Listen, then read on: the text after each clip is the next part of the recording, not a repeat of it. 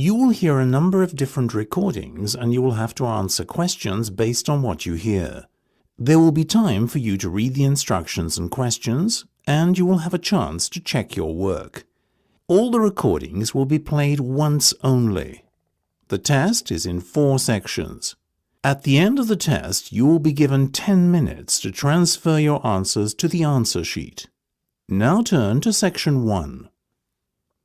Section 1. You will hear part of a telephone conversation between a customer and a sales agent. First, you have some time to look at questions 1 to 6.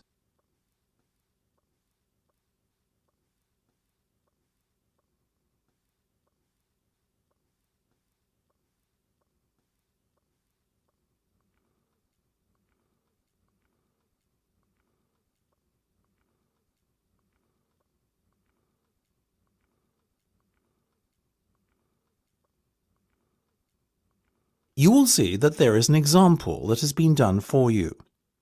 On this occasion only, the conversation relating to this will be played first. Now, before we go any further, could you please confirm your full name for me? Of course, it's Marge Thompson. M-A-R-G-E-T-H-O-M-P-S-O-N. Thank you, Marge. That's great. The customer's name is Marge Thompson, so you write Marge Thompson in the space provided. You should answer the questions as you listen, because you will not hear the recording a second time. Listen carefully and answer questions 1 to 6. Now, before we go any further, could you please confirm your full name for me? Of course, it's Marge Thompson. M-A-R-G-E-T-H-O-M-P-S-O-N. Thank you, Marge. That's great. Now, Marge, the next thing I'm going to do is provide you with a booking reference.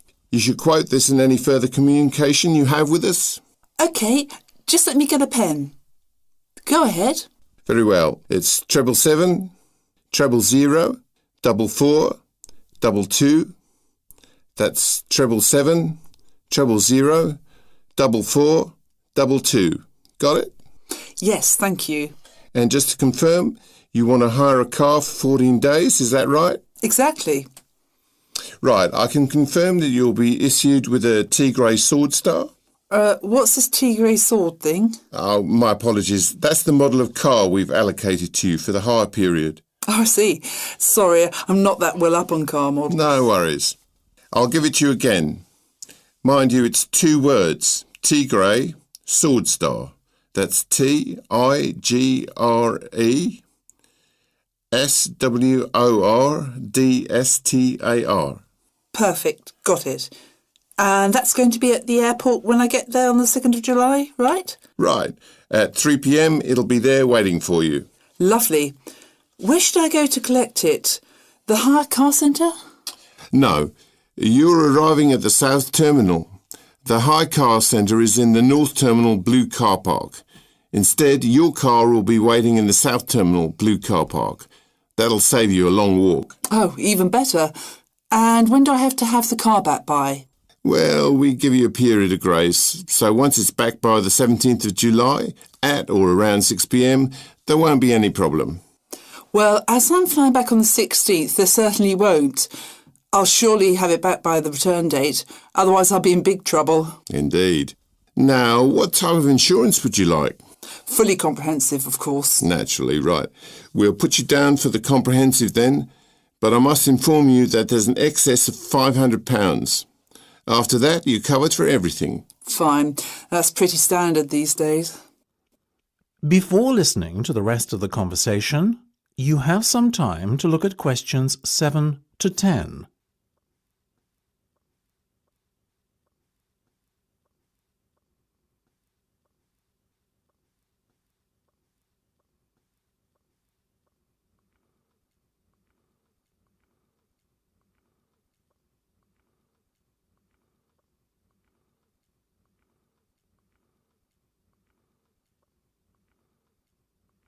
Now listen and answer questions 7 to 10. Now, Marge, how would you like to pay today? Do you accept cheques? Unfortunately not. Only a debit or credit card will suffice. OK. I have my debit card here. No worries. Excellent. Let me just give you a breakdown of the total cost now. It's £280 for the 14-day vehicle hire, and the insurance is an additional £75. Will you be needing a satellite navigation system? How much? £25. No, thank you. I'll use my own. I have one on my mobile. What about the roaming charges? That could amount to even more than £25. Good point. On second thoughts, I'll take the satellite navigation. I also need tyre chains. Is that correct? Not compulsory at this time of year. But I may be travelling up to very high altitudes in the Alps. In that case, perhaps you should hire them too. The chains will set you back another £25. No problem. So that's £405 by my calculation. We also have to include 12.5% tax, I'm afraid. Oh, well, if you must. So in total, that's £455.50. Now, let me just... That's the end of section 1. You have half a minute to check your answers.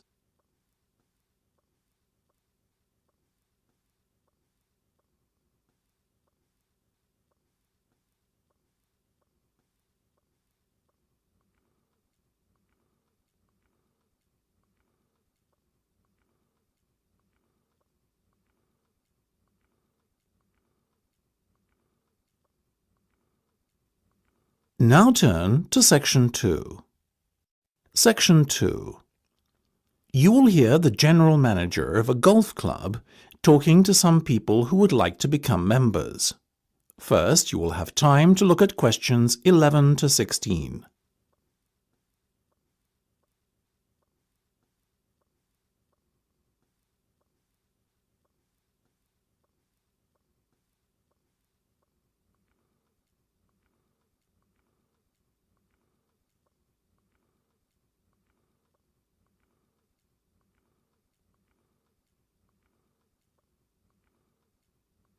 Now listen carefully and answer questions 11 to 16.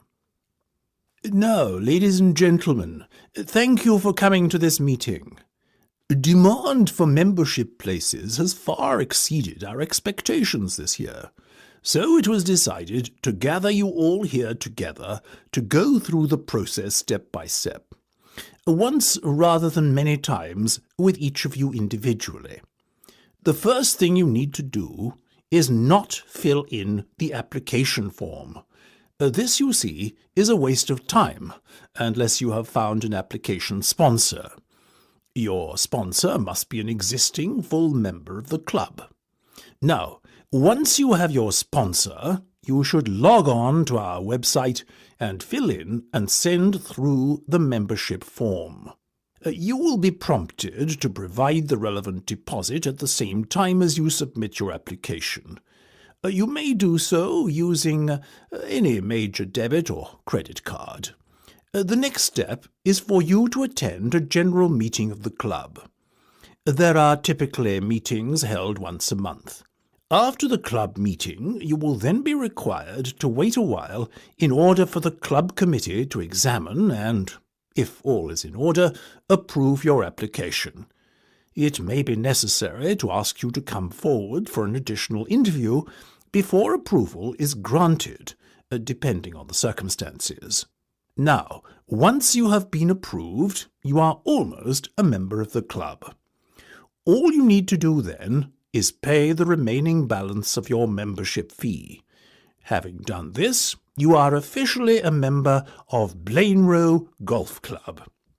However, you cannot start to play in competitions until you have acquired your handicap. In order to do this, you must send in 3 cards. The committee will then issue you with a club handicap within 7 days on the basis of how you performed in each of the 3 rounds you played. Before you hear the rest of the discussion, you have some time to look at questions 17 to 20.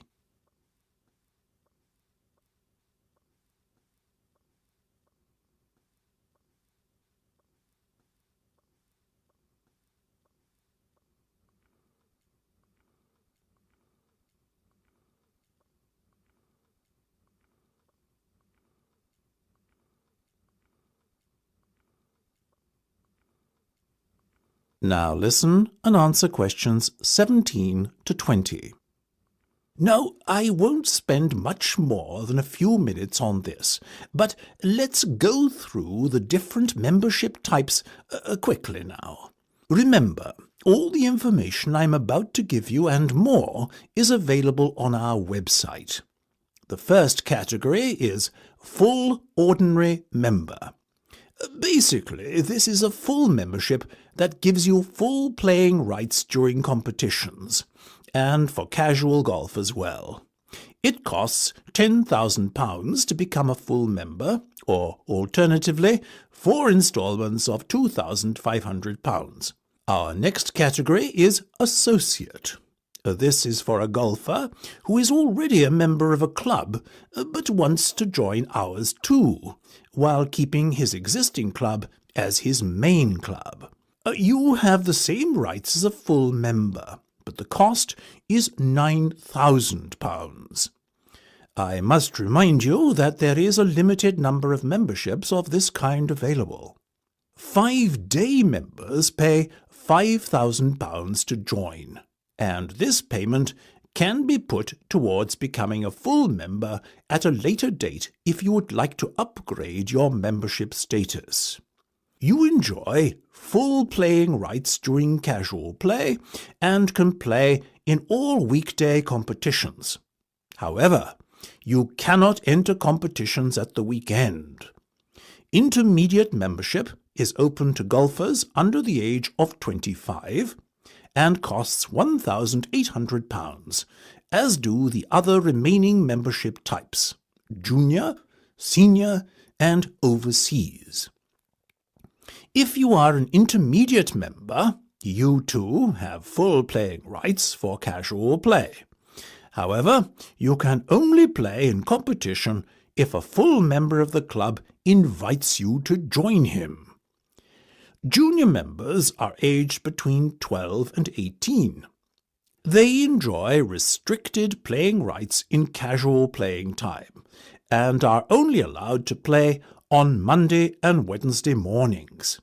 They can occasionally play in competitions, but the opportunities to play in this format are severely restricted. Senior members enjoy full rights at all times, and overseas members can play on the course casually at any time, and can enter competitions if invited to do so by a full member of the club. Now, as to the questions of... That's the end of section 2. You have half a minute to check your answers.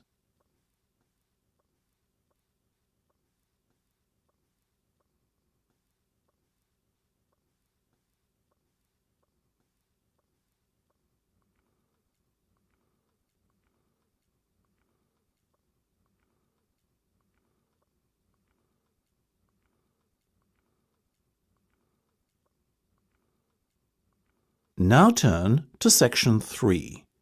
Section 3. You will hear a discussion between two students and their tutor. First, you have some time to look at questions 21 to 25.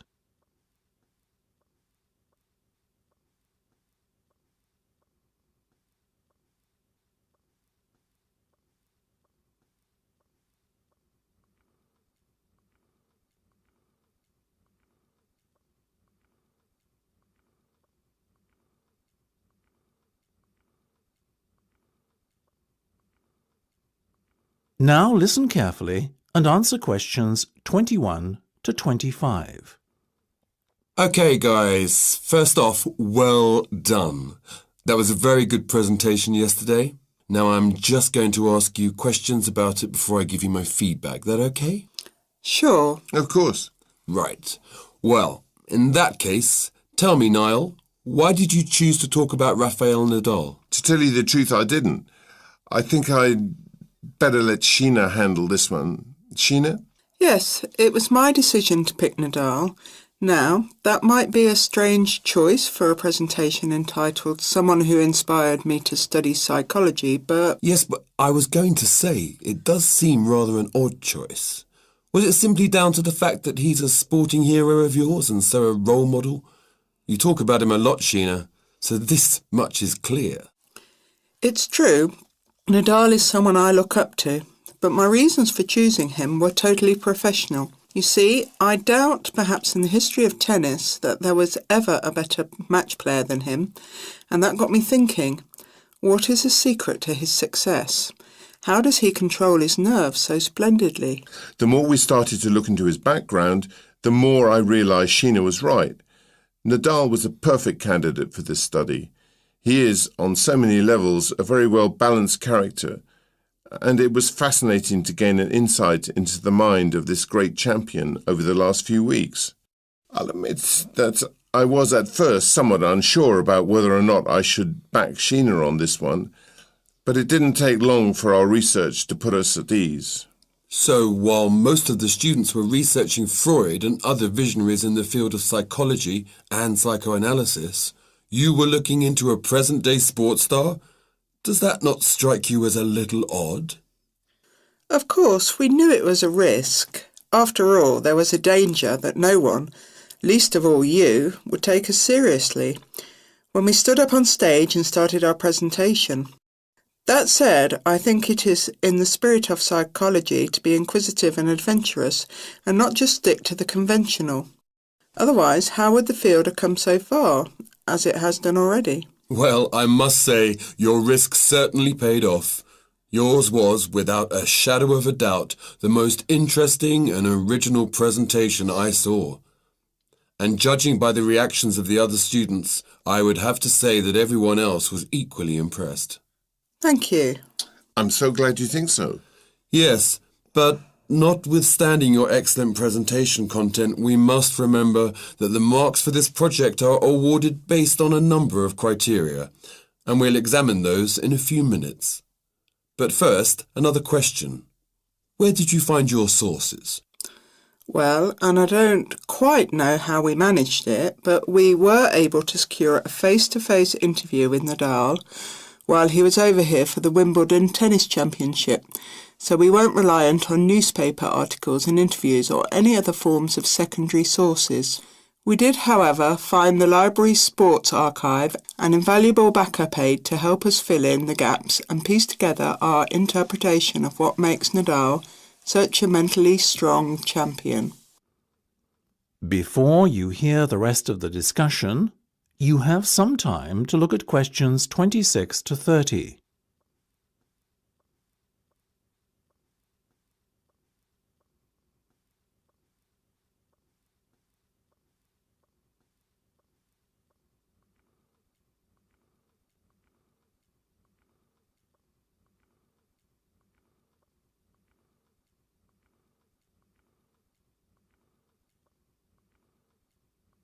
Now listen and answer questions 26 to 30.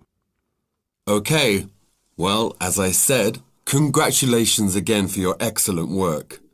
Now it's time for my feedback. The first area where marks were awarded is in your use of equipment. I felt that had you not been a little too reliant on the overhead projector, and had you, for example, used the interactive whiteboard and audio equipment a little more effectively, you would have received top marks in this section. As things stand, though, your use of equipment was still very satisfactory. It's just a shame as it was an opportunity missed to score full points. The next area I was asked to assess is content. As you might have guessed, I simply can't fault you on that. Highly original work, so well done. As for your timing, I felt that the two of you were a little too over-rehearsed, so the presentation felt, at times, a little robotic. That said, again, it was very satisfactory, and you would get full points for effort. Sadly, though, there is such a thing as trying too hard, and that cost you top marks here, I'm afraid. Oh, I see. Right. What was particularly impressive, though, was the thick handout you'd prepared for everyone. I took it home to read through it afterwards, and it was very well written. But not alone that, it also enhanced my experience of the presentation itself on the day, as I was able to refer to the handout for further information on what was being discussed and to answer any questions I had. Very nice. As for your level of interaction, well, you had so much that you were intent on packing into your 20-minute time slot that sadly you run out of time at the end, which left no room whatsoever for interaction, and no one had the chance to ask you any questions. You've probably guessed, therefore, that you did worse than average in this department, and unfortunately, your score will have to reflect this. Oh my goodness, everything sounded so positive at the start. That is a big disappointment. We worked so hard. Now, don't be so quick to get deflated. Remember, your presentation skills only count for 15% of the project grade. Your score in this assessment, even if it were terrible, would still not be enough to prevent you from getting top marks overall. It's very hard to score well in the presentation assessment anyway, so believe me, you both did reasonably well. Thank you. I wish I felt like that. Yes, your feedback was very constructive. We're just a little disappointed with ourselves. Why? That's the end of section 3. You have half a minute to check your answers.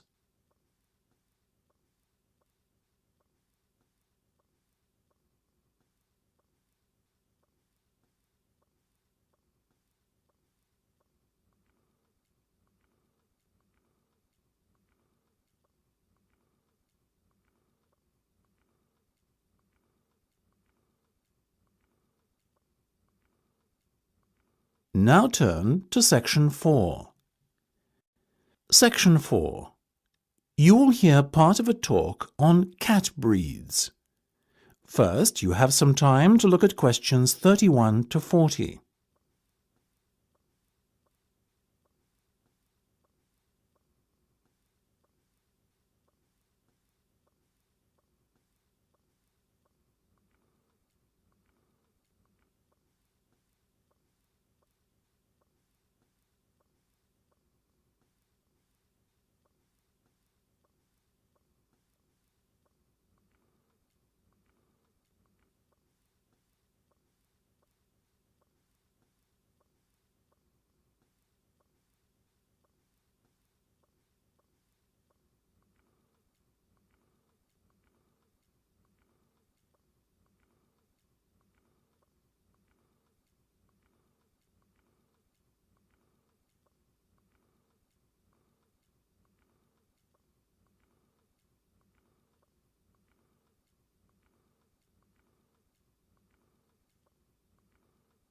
Now listen carefully and answer questions 31 to 40.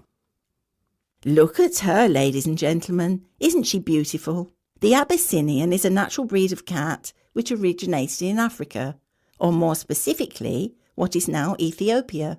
Today it is found in much of the surrounding African continent, particularly Somalia. Its head is broad and moderately wedge-shaped, and it has relatively large pointed ears, like the specimen you can see here in front of you. It is typically a reddish colour and is known for the unusual M-shaped marking, which often appears directly above the two eyes. See here. It has a medium-length coat in a sort of ticked pattern, ticked being a term to describe when the hair gets progressively darker from root to tip. There you go, little fellow, well done. Now this gentleman, he is a male, I can assure you, is the Aegean. The Aegean is of Greek origin, as you might have guessed, and is thought to have come from the Cycladic Islands. It's considered to be the only native Greek breed of cat. It is one of the newest and therefore rarest cat breeds, but relatively plentiful throughout Greece.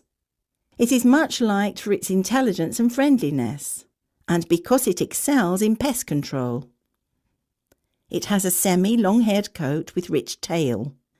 The coat is typically bi- or tri-coloured, with white always present, and the other colours ranging from black to red, blue, cream, etc. These colours are just as likely to present themselves as stripes. This little guy, as you can see, has beautiful reddish-blue stripes running through a pale coat. The head is medium-sized and quite round. The ears have a wide base, rounded tips, and are covered by hairs. Now the Australian. Australians are still mainly confined to distribution in their homeland. Obviously Australia, though a number of catteries in the UK have started to breed them too. Look at those expressive eyes.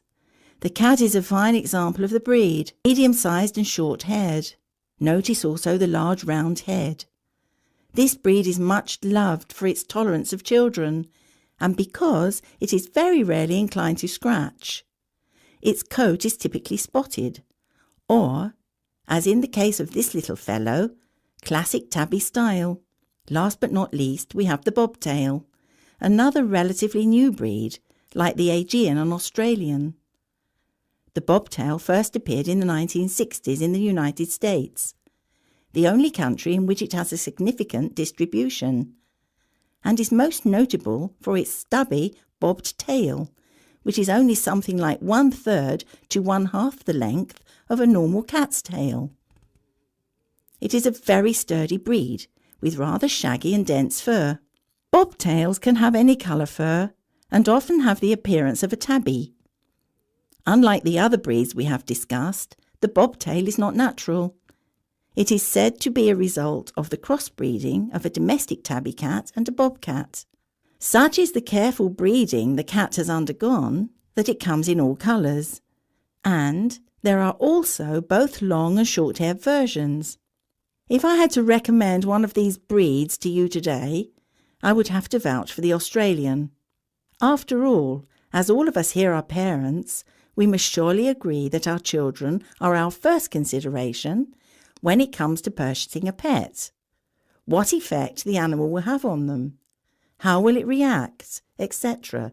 These are questions we all ask ourselves, and they are even more important when the child is very young. The Australian is simply unrivalled in the temperament department and is extremely unlikely to lose its composure and take a swipe at your child.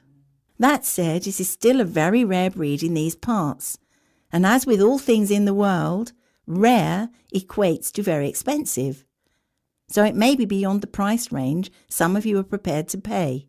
Surprisingly perhaps, though the bobtail is part lynx or bobcat, as they say in the States, it doesn't appear to have inherited any of the wildcat's aggressiveness, and therefore it makes an excellent second best as a pet you can allow to be around children. It is also considerably less expensive. The other two breeds we have talked about both make excellent house pets. However, hand on heart, I could not endorse either as a pet to have around young children. In my view, the child's safety is not something to gamble with. So, if you can afford the extra few quid to lay out for a bobtail, or better still, an Australian, do so. You won't regret it. That is the end of section 4. You now have half a minute to check your answers.